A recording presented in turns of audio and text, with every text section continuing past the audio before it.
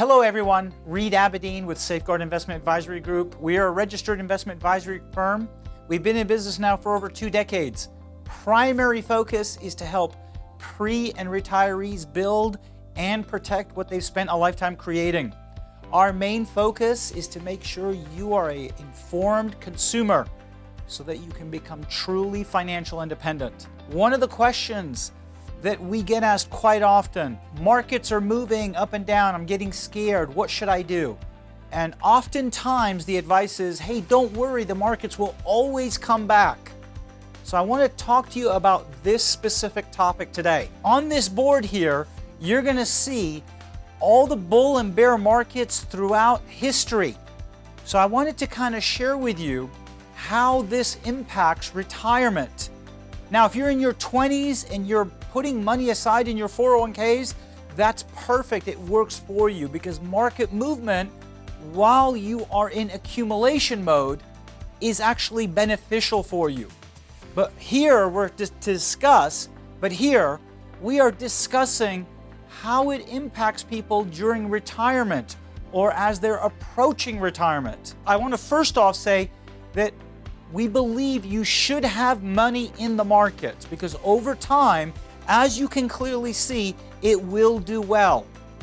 But what we're here to discuss is how it impacts you throughout the years. So in red are all the bear markets, in blue is the bull. So the couple of things that cannot really be questioned is every bear market has not only recovered, but become ahead. But here's kind of one of the things I want to look at. These are the amounts of months that it took from top to bottom for those bear markets to last. Now I'm going to go to the Depression for a moment because that's kind of the worst we've ever experienced. Now during the Depression, from 1929 on, the markets dropped 83%. It took 34 months from top to bottom. Let's kind of consider this, that if we had $100,000 during that time and we experienced this Great Depression, our balance would have been $17,000 remaining. Look at what it followed. It followed an 815% gain. So you could say, well, yeah, I would have recovered and been way ahead. Yes, that is absolutely correct. But what if you needed money to live on during that time? You'd have been in big trouble. You'd have been in huge trouble. You'd have run out of money. So oftentimes advisors will say, well, gosh, don't worry about it. It will always come back up. And yeah, I'll agree, it will come back up. But you need to design your total picture in order for it to recover. What we've noticed is that the markets will punish people who make knee-jerk reactions, and it will always reward the discipline.